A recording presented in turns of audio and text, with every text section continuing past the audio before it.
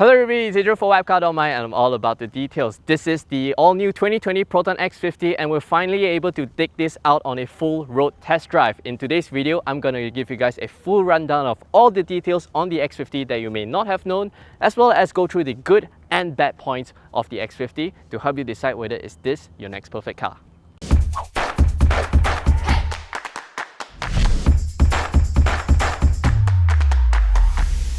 Download the official WapCar app now on Google Play Store.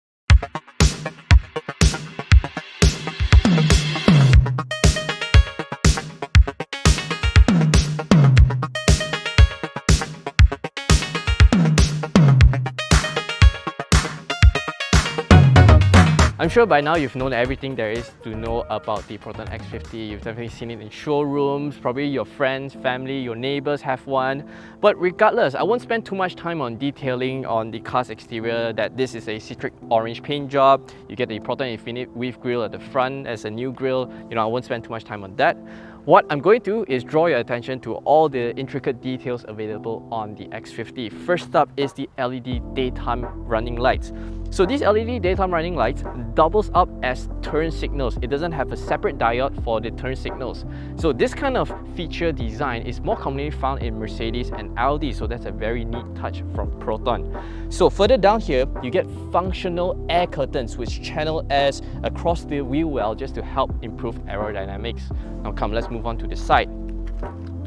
So here, as you can see here, is the dual tone paintwork available only on the Flagship variant. That's how you tell that this is a Flagship variant. I'm going to draw your attention to here, the brake calipers. Now this red brake calipers just adds a much sporty touch to the X50 and I think it's very neat. I like the Kia Seltos which has red at the front and silver at the back. I don't know what's going on with that.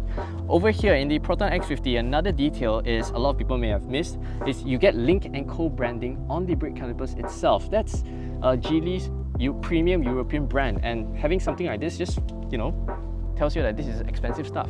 Now the design of the X50 is undeniably very striking, sharp, handsome, but this rear spoiler here, I kind of think that it's a little bit out of place. It doesn't tie in very well with the car's other sportier touches, such as this Fox carbon fiber print rear diffuser, as well as the 4 quad exhaust pipes. These are actual pipes, by the way. It'll definitely pass Matt Watson's Car Wow Stick of Truth test.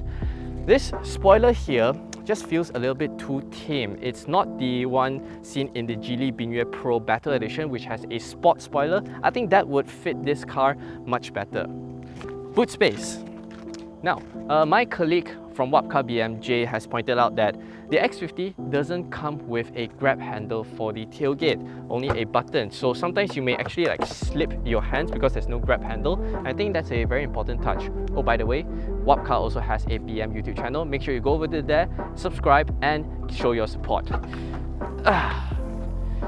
As I've mentioned in my Geely Binyue review, the boot of the X50 is rather heavy. Although Proton offers the optional accessory package which adds a power tailgate at the rear, I think its asking price of 3,300 ringgit is just absurd. I mean, I'd rather take that 3,300 ringgit, sign up for a 2-year or 3-year gym membership, hire a personal trainer, and then work out and use this heavy tailgate effortlessly and look sexy at that. Boot space, back to the car, 330 liters, which is rather tiny. In fact, it's the most tiny boot within its B segment SUV class. Look, I have a chair here and it's basically just fills up the entire boot already. So let's chunk this somewhere else. Down here, you get a space saver spare wheel as well as some of the little storage compartment separators which you can put your loose items, but honestly, it's not a very practical boot. Come, let's check out the interior. So stepping inside to the cabin of the X50, you find a very well appointed cabin. It just looks like nothing else in the segment. Probably high-tech, well-designed, very mature. There's a dual-tone dashboard, black roof headlining, a panoramic sunroof in this Flagship variant, and this kind of sports seats. Well, Proton doesn't call them sports seats, but they do look very sporty and very supportive by the sides.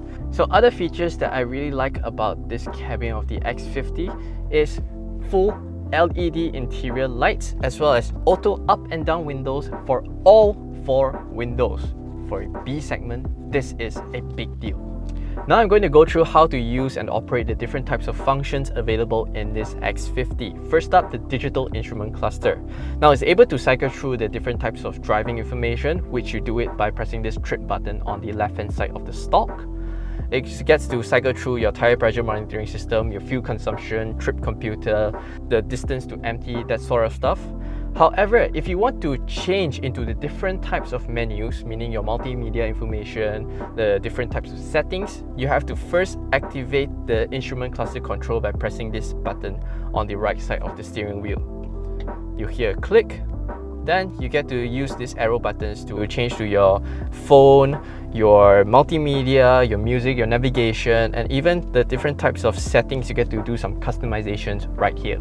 Not only that, you're able to change through the different types of display themes according to the drive mode that you're in. So for example, you're in normal mode, it's yellow. You're in eco, it shows like a bluish dial. If you go into sport mode, you get a central rev counter with red backlit. It's very nice. However, if you like to have one particular display on permanently, you can do it by using the center infotainment screen here. You have to go into settings, go into the display, and disable instrument theme linked with driving mode. After that, you get to pick your desired display theme. So secondly, the 10.25-inch touchscreen infotainment system. It's much clearer, crisp compared to the one seen in the X70 because it's a upgraded processor, upgraded display and all that kind of stuff. But more importantly is the UI. It's much more simplified. Everything is much more intuitive to use. Settings is where it should be. Not only that, in this generation of GKUI19, Proton has upgraded the music provider to Jukes Music as standard, as well as upgraded the navigation maps from, I don't know what maps they call it, to this A maps, which I think has a much more sleeker, much more humanized design. But the biggest improvement in this GKUI19 infotainment system is the improved version of the intelligent voice command system. I feel like it's much more intuitive, much more responsive compared to the previous systems. Allow me to demonstrate. Hi Proton, open all windows. Okay, window has been opened. Hi Proton, navigate to 1 Utama.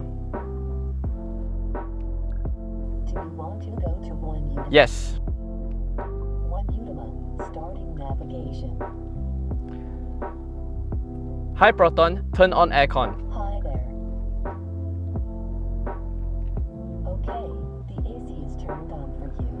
Next up, in this range-topping flagship variant of the X50, it comes with a 360-degree camera, which you activate it by pushing this button right here. Now, what's interesting with this 360-degree camera is it's able to link to your signal stock. So depending on which side of the signal you activate, it will bring up that side of the camera image. Now, this camera, this side view camera thing, it's not exactly what you've seen in the Honda Lane Watch camera, which is able to project the blind spot. This camera, because the way it's mounted, it's more of a prevention of going over curbs, help you see if there are any obstacles in front of you, because the way the camera is mounted is projecting more of the floor. Now, this system only operates below 30 kilometers per hour. Time for the not so good points of the X50's cabin. If you're like me, whenever you get into the car, you like to empty up your pockets and put your stuff. The X50 doesn't have a lot of practical storage spaces for you to put your stuff. So for example, your wallet, maybe you go here, your phone, beside here, water bottle, you can just squeeze it in the center cup holders, which are not very big to begin with. Center armrest, not very sizable either. There's a little storage compartment down here right below the center tunnel, but I think that's, well, good for probably a small little tissue box, and that's it. Big bottle test. X50 fails all of them. But the biggest problem I have with the X50's cabin is the driving position. So I have everything adjusted according to my comfortable driving position. Steering, feet on the pedals, all just right. Check out my thighs. I have about 1 tennis balls of space down here, which tells me that the seat of the X50 doesn't properly support my thighs, and on long journeys, my thighs are gonna be like super cramped and tired because of this. So yeah, kind of big letdown. Oh, if you're saying that I can adjust the seats, nope. It's only for height. Look, the front doesn't rake up or doesn't come up to support my thighs. No adjustments. Into the back seats of the X50, and I have the front seat adjusted to my usual driving position, and I'm 175 cm tall. I have about 3 and a bit tennis balls worth of space, and that is because Proton has artificially freed up some knee room by creating an indentation within the front seat. So no complaints in the knee room. Now it may seem that I have lack of thigh support here because the rear bench is a little bit short. However, because I'm able to slot my feet underneath the front seats, I'm able to get a very comfortable seating position. No complaints in the headroom as well. Despite the panoramic glass roof, I have about 1 tennis ball's worth of space. Other amenities here include 2 rear back pockets, a Malaysia exclusive rear air vents. You don't even get it in the GD Binyuan nor the Coolray in the Philippines. I have 2 USB charging ports here, and there's a very clever design feature is that, let's say I have my phone plugged into the charging port, I'm able to store my phone down here within this compartment very neatly. Center armrest, 2 cup holders, and LED reading light.